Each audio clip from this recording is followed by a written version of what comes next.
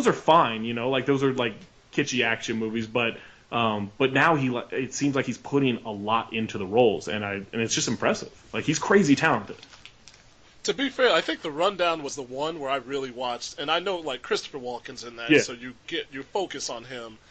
But I remember watching The Rundown, and I'm like, okay, this is The Rock, the dude that is, you know, that I love watching on Thursday nights. But he's actually playing off Sean William Scott here, which I know that's not a sentence you would really want to hear someone say, I guess. But I just remember watching, I was like, yeah, this actually really works. I really love that movie, though. Yeah, I know it's good. Like, it's a good action movie, but he's come so far as an actor in that case. Like, and he's always had a really good sense of timing, which I just think is something that you just naturally have, right? Like, not a lot of people have it, and not even like a lot of actors who go into those roles have it. Like, Dolph Lundgren didn't have that, and he was a pretty good action star for the most part in what he was in. But The Rock's just like this whole other level of action star that is just like I'm in on any movie he would do. Like, someone was talking about how they were going to remake Roadhouse.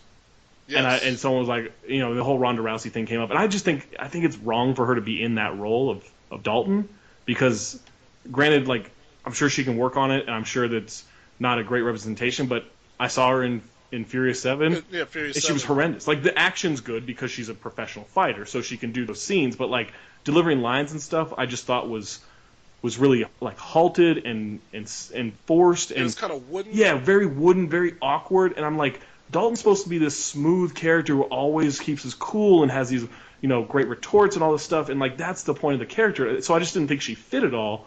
But someone said, would you want The Rock to remake that? Absolutely. Give me The Rock in that role. Give me The Rock in Big Trouble in Little China, which I don't know that is actually happening, but it's been rumored enough.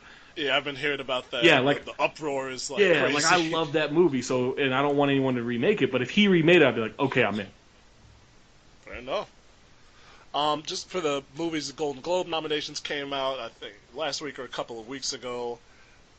How much do you get into the, like, for a movie person, I feel like this is the season it's really ramping up, but how much do you get into the Oscar-nominated, Golden Globe-nominated movies? I'm more into the Golden Globes because it's a wider range of stuff that I'm into, like when they throw on TV and everything. So I'm more into those than the Oscars, and I honestly just I maybe catch a couple of the movies that are nominated for Oscars and roles before the Oscars.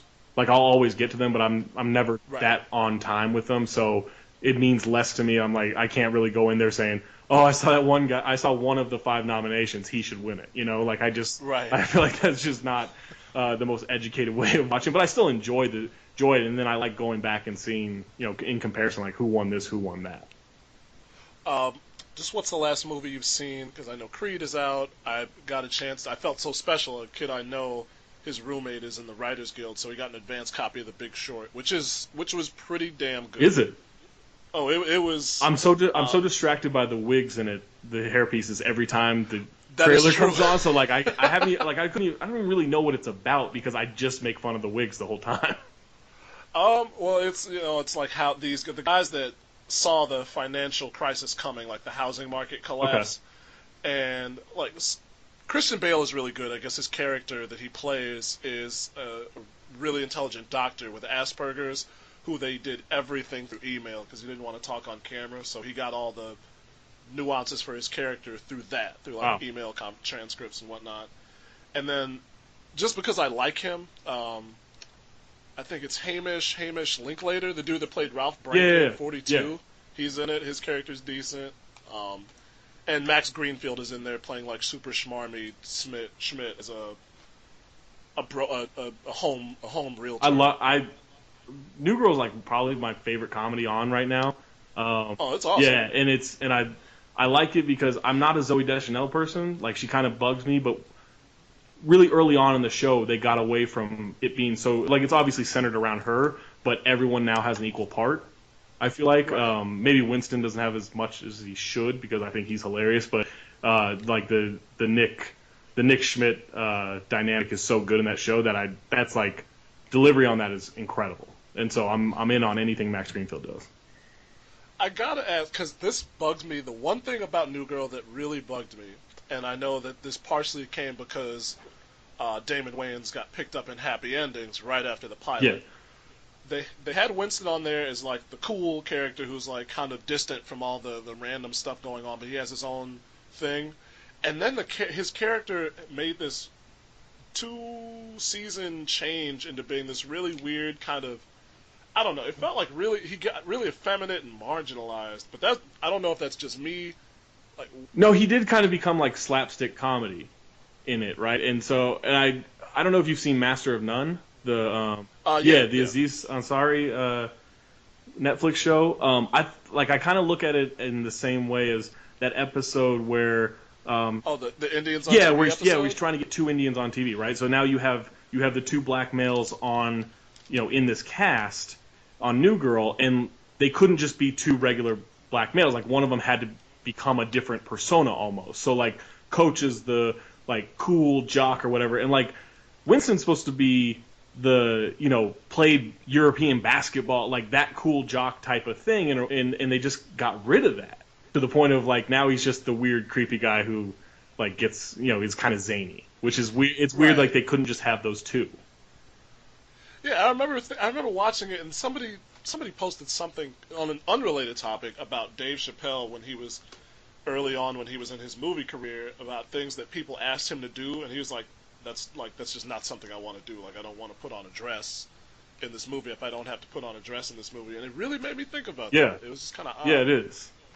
But yeah, I think what is its name? Lamorne Morris? Morris, yeah. I think he's crazy talented, and so I think he pulls it off really well, and they do a lot of funny stuff with him. But it is weird that all of a sudden they're just like, okay, now this has been your persona the whole time.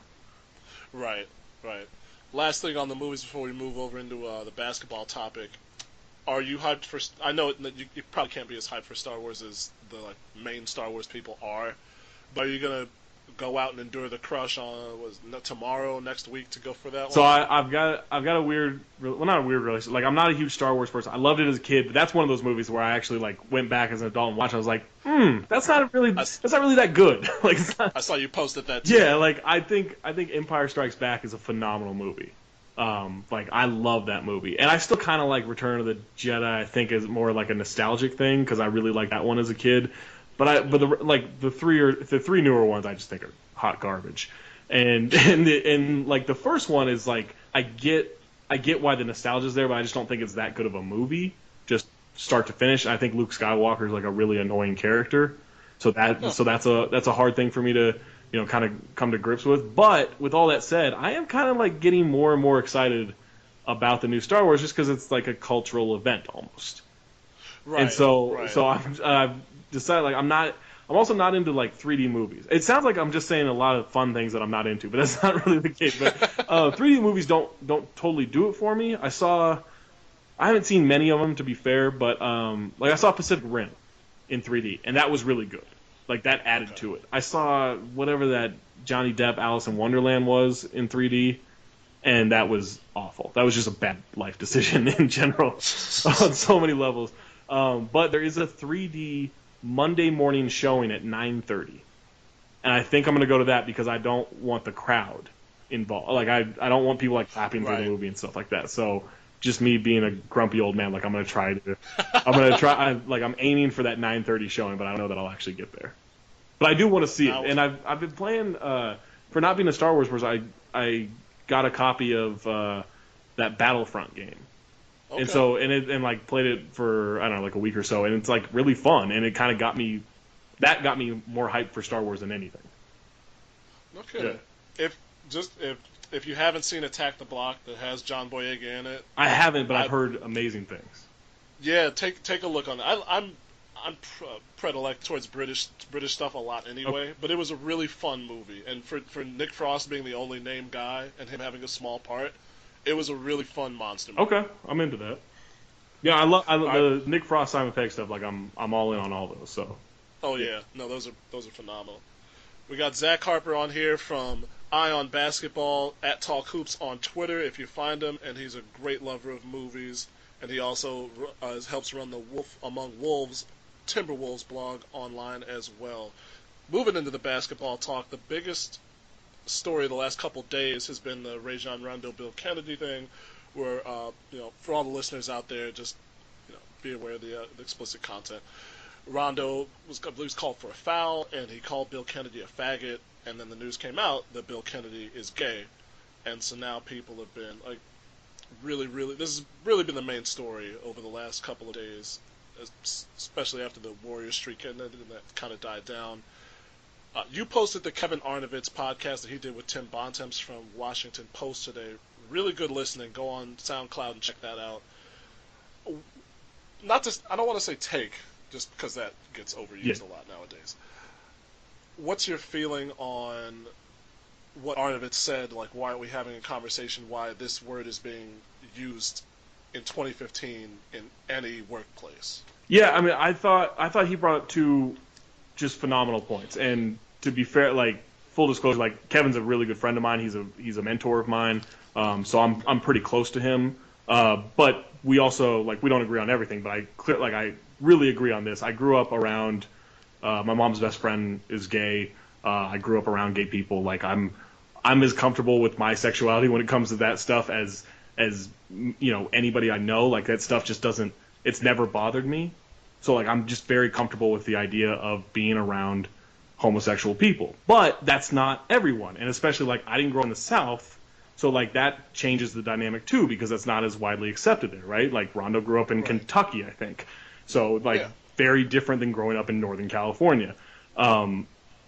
With that said, like, I thought Kevin brought up two incredible points of, one, when you get called names as a kid, you can go home and someone can say, oh, don't worry about, like, whether it's a racial slur or whatever, like, someone can go home and say, don't worry, you're a strong black man. Like, you'll never, like, you don't worry about that. You just grow up and be you. Or you're a strong young Hispanic man. Or you're a strong woman. You're going to be a strong woman someday. Don't worry about that. But he also brought up the point of, like, no one goes home and says, oh, you're a strong gay boy. Like, don't worry about that. You're going to grow, like, that's just not part of our culture. So being called that word is something that I don't think a lot of us can understand, how that isolates somebody when you end up being that. And it's something like I never really thought about until I listened to that on the podcast. And then the other thing you brought up was, like, we should, like, yes, the suspension, the punishment for Rondo is important, but more important than a punishment is figuring out why this still happens. Like, why do we still have, like, why is it part of the workplace dynamic that where you can say that and it's okay? We're not okay, but it's not, like, widely as condemned as you would say, like, if I threw out a racial slur at somebody, like, it's not exactly the same thing, but there are differences in that where you can get away with a lot more when it comes to race than you can with homosexuality in the workplace, which is both messed up beyond, like, and granted, like, right. I'm a 33-year-old white guy. Like, I don't face a whole lot of scrutiny when it comes to this stuff. So me trying to, put myself in that place is a difficult thing for me to do. But I thought those were two really good points that kind of highlight the problem with talking about homosexuality the way we talk about it. No, and I remember that part when I heard it, and I thought the exact same thing. And I know there's some households where, yeah, that did happen, but there's some, for the majority, it probably didn't.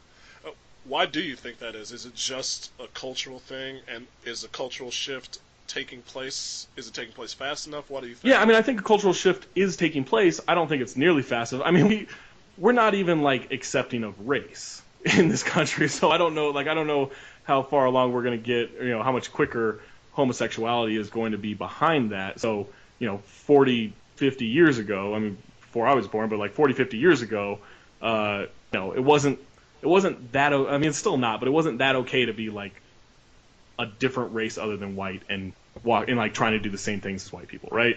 So, right. Like, if we still have problems with that now, well, homosexuality kind of stands the same slim chance of being accepted. So I think we are moving in the right direction, but then you have plenty of instances which show, like, how far we have to go. Now, moving away from that just a bit, as I said in the intro and on that break, you helped curate this A Wolf Among Wolves blog, and you're from Sacramento.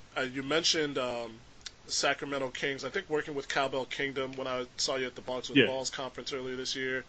How'd you get into the T-Wolves? I just picked them as a kid. Like, I think, I vaguely remember my dad reading the paper, and I must have been 6 or 7 because that's when they came in the league, and he just said like, hey, there are 2 new NBA teams, and one